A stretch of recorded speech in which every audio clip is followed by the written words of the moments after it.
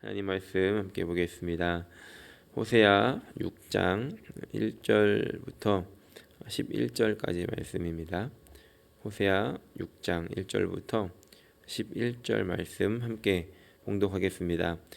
오라 우리가 야훼께로 돌아가자. 야훼께서 우리를 찢으셨으나 도로 낫게 하실 것이요 우리를 치셨으나 싸매어 주실 것임이라. 야훼께서 이틀 후에 우리를 살리시며 셋째 날에 우리를 일으키시리니 우리가 그의 앞에서 살리라.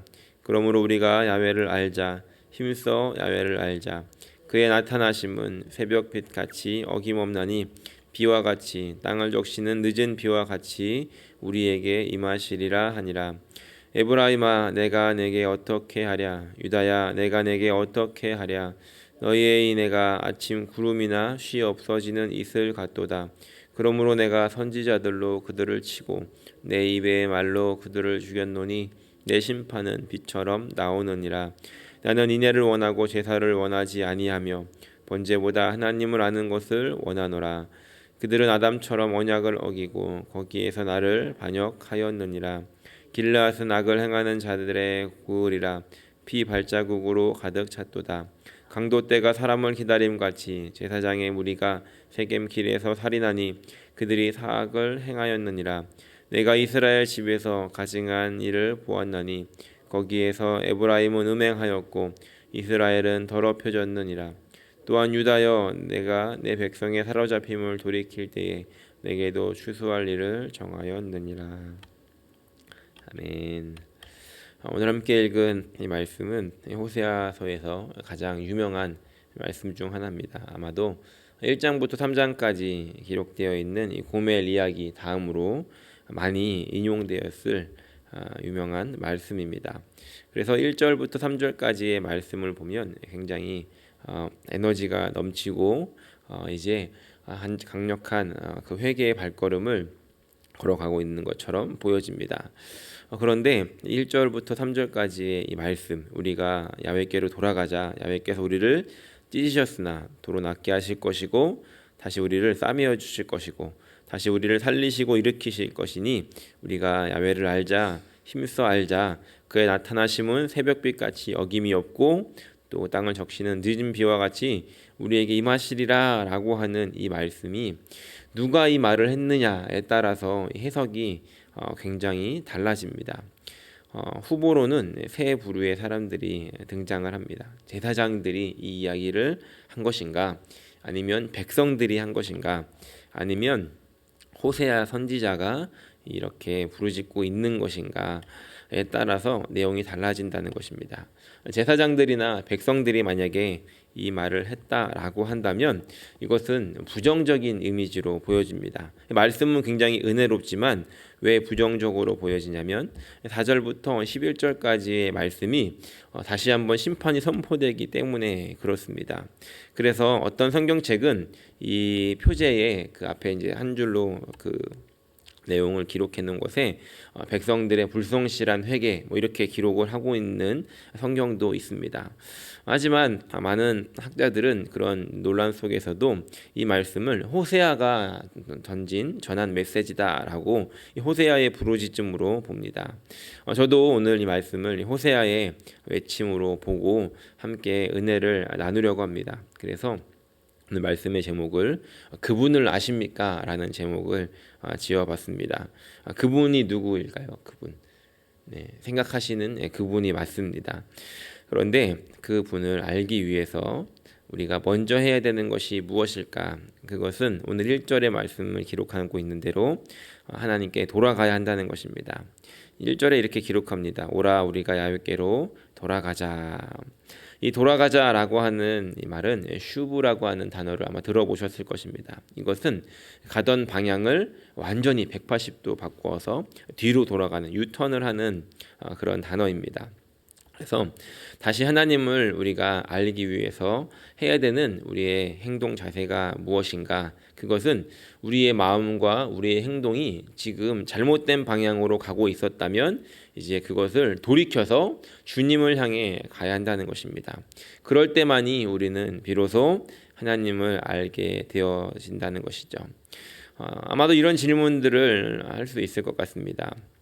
며칠 전에도 비슷한 말씀을 나누었지만 내가 다시 주님께 돌아간다면 우리 하나님은 나를 다시 받아주실까라고 하는 그런 질문을 던질 수 있다는 것이죠. 또 죄지은 나를, 또 넘어지는 나를, 또 연약해서 이렇게 부족함 가운데 있는 나를 내가 다시 돌아간다면 주님은 나를 받아주실까라고 하는 그런 마음들이 우리에게 있진 않은가 생각해 보아야 한다는 것이죠. 그럼에도 불구하고 우리가 내려야 하는 결론은 그래도 돌아서 가야 한다는 것입니다. 왜냐하면 하나님이 어떤 분이신지 호세아는 세 가지의 반전의 내용으로 그것을 설명해 주고 있기 때문인데, 첫 번째는 1절 중반에 보면 우리를 찢으셨으나 도로 낫게 하실 것이기 때문에, 이런 약속의 말씀이 있기 때문에 우리는 다시 돌아가야 한다는 것입니다. 5장 14절 말씀을 보면 하나님께서 내가 에브라임에게는 사자 같고 유다 족속에게는 젊은 사자 같으니 내가 움켜쥘 것이다 라고 이렇게 말씀하십니다. 하나님께서 자신을 이 심판하는 이 유다와 이 에브라임을 향해서 내가 사자처럼 너희를 물어뜯을 것이다 라고 말씀하고 있는데, 이제 그것을 돌이켜서 그렇게 내가 찢었지만 다시 낫게 하실 것이다 라고, 심판할 것이지만 내가 다시 고쳐줄 거야 라고 말씀하고 있기 때문입니다. 두 번째 이 반전의 내용은 치셨으나 싸매어 주실 것이다 라고 이렇게 기록합니다. 5절 12절에 보니까 하나님께서 내가 에브라임에게는 좀 같으며 유다 족속에게는 썩이는 것 같도다 라고 말씀하십니다. 이것들을 썩게 하고 다 무너뜨리게 하실 것이지만 하나님께서는 다시 이것들을 싸매어 주셔서 낫게 하시고 아물게 하실 것이다 라고 약속하고 계시다는 겁니다. 이런 하나님이시기 때문에 우리가 다시 돌아갈 수 있다는 것이죠. 그리고 세 번째 이 반전의 이유는 2절에 기록하고 있는데, 야훼께서 이틀 후에 우리를 살리시며 셋째 날에 우리를 일으키시리니 우리가 그의 앞에서 살리라 라고 말씀하고 있습니다. 하나님께서 다시 살리시고 다시 일으키실 것이기 때문에 우리는 다시 돌아갈 근거가 있다는 것입니다. 그래서 우리의 삶이 다시 넘어지고 또 우리의 연약한 모습 때문에 나에 대해서 스스로가 실망한다 할지라도 우리가 다시 일어나서 주님께 돌아가야 하는 이유는, 그럼에도 불구하고 하나님은 다시 회복시키시기를 원하시고 회복시켜 주실 것을 약속하고 계시기 때문에 우리는 다시 돌아갈 돌아갈 수 있는 그런 근거가, 돌아갈 수 있는 이유가 되어진다는 것입니다. 특별히 이 2절 말씀에 기록하고 있는 이 말씀, 이틀 후에 살리시고 또 셋째 날은 일으키실 것이다 라고 하는 이 말씀은 조금 더 우리가 생각을 해보게 되는데, 그 당시에 살았던 사람들의 생각은, 죽음에 대한 생각은 이런 것이었다라고 합니다. 사람이 죽으면 육신은 이렇게 땅에 있고 영혼이 이제 분리가 되는데, 이 영혼이 처음에 바로 어디로 가는 것이 아니라 죽었던 그 육신, 그 시신 근처에서 이렇게 맴돈다고 생각을 했습니다. 그래서 한 3일 정도를 주위에 서성거리면서 내가 다시 들어가야 되는데, 내가 다시 살아야 되는데라고 생각을 하다가 3일 정도 되었을 때, 그러니까 이틀이 지났을 때 내가 다시 들어갈 수 없구나라는 걸 알고 그 영혼이 어딘가로 가버린다라고 그 당시에 있었던 이 근동의 사람들은 생각을 했다는 것입니다. 그래서 이 셋째 날이 된다는 것은 이제 완전히 죽었다, 그 영혼이 돌아오지 못한다라고 그렇게 여겼다는 것이죠. 그런데 오늘 이 말씀은 그럼에도 불구하고 이제 그 당시에 사람들의 생각을 뒤집어 엎으면서 완전히 죽은 것 같은 이런 상태에서도 다시 살리실 수 있는 분이 하나님이시다라고 오늘 호세아는 이렇게 이야기하고 있다는 것입니다. 그리고 이 말씀은 나중에 예수님의 이 부활을 예표하는 그런 말씀으로 또 사용되어집니다. 바울이 고린도전서 15장 4절을 보면 예수님의 부활에 대해서 말씀을 하면서 이 구약에 이 기록된 대로 이루어진 일이다라고 이야기를 합니다. 예수님의 부활이 그냥 갑자기 생겨난 것이 아니라 기록되었던 일이었고 그 일들이 일어났다라고 이야기를 하는데, 이 3일 만에 살아났다라고 하는 이 내용은 사실 우리가 어딘가 많이 나올 것 같지만 이 구약에서 여기만 나오는 말씀입니다. 그래서 이 호세아서의 이 말씀이 나중에 바울이 인용한 이 구약 기록된 말씀이 바로 이것이다라고도 이야기를 합니다. 어쨌든 다시 말씀으로 돌아가면 우리가 그렇게 주님께로 돌아간다면 주님께서 우리를 살리실 것이고 그렇기 때문에 우리는 다시 돌아가야 한다라고 호세아 선지자가 부르시고 있는 것입니다. 오늘 혹시 우리의 마음속에 나의 연약함 때문에 나의 스스로에 실망하면서 다시 주님께 돌아갈 수 있을까라는 질문을 하시는 분들이 계시다라고 한다면 주님께서는 언제든지 준비가 되셨으니 우리의 발걸음을 또 우리의 마음을 우리의 생각을 우리의 행동을 돌이켜서 주님께 돌아갈 수 있는 그런 저 여러분들이 되시기를 예수님의 이름으로 간절히 축원합니다. 첫 번째로 해야 되는 그분을 알기 위해 해야 되는 행동이 다시 돌아가는 것이었다라고 한다면 이제 준비가 된 것입니다. 그리고 나서 어떻게 되는가 3절을 보니까 그러므로 우리가 야훼를 알자 힘써 야훼를 알자라고 이렇게 또 선포하고 있습니다. 돌아갔다면 이제 우리의 삶을 이제 하나님을 알아가는 것으로 더 집중해야 한다는 겁니다. 어떻게 보면 회개보다 더 중요한 것이 그분을 알아가는 것인 것 같습니다. 회개를 해서 우리의 삶을 돌이켰지만 우리가 다시 제자리로 돌아가고 또 우리가 그 죄 가운데 빠지는 것은 우리의 육신의 연약함들이 죄 짓는 관성으로 인해서 다시 돌아가기 때문인 것 같습니다. 마치 오뚜기가 이렇게 넘어졌다가도 다시 원래 자리로 돌아오는 것처럼 여전히 육신의 몸을 입고 사는 우리들은 그 죄악 가운데로 다시 돌아가려고 하는 그런 연약함들 또 그 유혹에 넘어가는 그런 약함들이 있다는 것입니다. 그렇기 때문에 우리의 발걸음을 이제 주님께로 돌이켰다라고 한다면 이제 그 방향을 계속해서 걸어갈 수 있게 하기 위해서 우리는 그분을 알아가야 한다는 것입니다. 그러니까 돌아온 후에 이 올바른 지식을 추구해야만이 우리가 다시 돌아가는 일, 원래 상태로 돌아가는 일이 발생하지 않는다는 것입니다. 그렇다면 이 주님을 어떻게 알아갈 수 있을까? 이 알아간다는 것은 두 가지를 의미합니다. 하나는 객관적인 암이고 두 번째는 주관적인 아는 것입니다. 하나님을 우리가 알아가야 되는 것에 있어서 두 가지를 다 우리가 갖추고 가야 한다는 것이죠. 먼저 객관적으로 하나님을 알아가는 데 힘써야 합니다. 객관적인 알미라는 것은 모든 사람들이 다 같이 가지고 있는 알 수 있는 것입니다. 쉽게 말하면 말씀을 읽는 것이죠. 말씀을 읽으면서 이 말씀에 기록된 하나님이 어떤 분이신지를 우리가 알아가야 한다는 것입니다. 우리가 이렇게 성경 일독도 아침마다 같이 이제 하고 있고 또 말씀을 읽어야 됩니다라고 이렇게 목사님들께서도 설교 때마다 이렇게 부르짖고 계신데 우리가 그 말씀을 읽어야 되는 가장 중요한 이유는 하나님이 어떤 분이신지를 알아가야 하기 때문에 그렇습니다. 그래서 말씀을 읽으며 그 하나님을 알아가고 또 계속해서 하나님을 알아갈 때 우리의 방향이 계속해서 하나님을 향해 가는 곳으로 우리가 고정이 되어질 수 있다는 것이죠.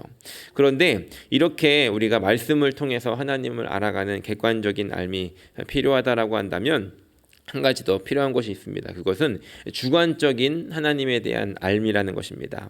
우리가 하나님을 알아간다라고 할 때 알자라고 했을 때 이 야다라고 하는 단어를 쓰는데 이 야다라고 하는 이 히브리어는 두 가지를 다 포함한다는 겁니다. 그래서 객관적으로 어떤 정보를 아는 것도 필요하지만 또 주관적으로 그 관계 속에서 알아가는 그런 알미 필요하다는 겁니다. 그래서 이 단어는 주로 부부 간의 관계에 쓰이기도 하는 그런 말입니다. 부부 관계라고 한다면 그냥 어떤 사람에 대해서 또 어떤 정보만 아는 것이 아니라 그 사람은 이런 사람이다라고 하는 것으로 끝나는 것이 아니라 함께 살아가면서 이 사람이 언제 기쁜지 그리고 언제 슬픈지 언제 속상한지 언제 화가 나는지 언제 이 사람이 행복을 느끼는지를 알 수 있다는 것이죠.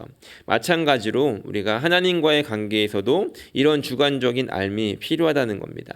그렇다면 이 주관적인 알은 어떻게 이루어질 수 있겠습니까? 바로 기도를 통해서 알아갈 수 있는 것 같습니다. 우리가 기도하는 가운데 하나님 어떤 분이신지 우리의 마음속에 주시는 그 하나님을 우리가 경험할 수 있고 또 기도하는 것으로 끝나는 것이 아니라 하나님께서 우리에게 말씀을 통해서 하나님 어떤 분이신지를 객관적인 알므로 주셨을 때 우리가 그 말씀을 우리의 삶으로 살아가면서 이 말씀을 하나님께서 이렇게 살았더니 이렇게 도와주시는구나, 이 말씀 붙잡고 기도했더니 하나님께서 이렇게 이루어 주시는구나, 말씀이 이렇게 하나님께서 하나님께서 나왔는데 내가 살아보니까 이것이 진짜구나라고 하는 이런 주관적인 알미 필요하다는 것입니다.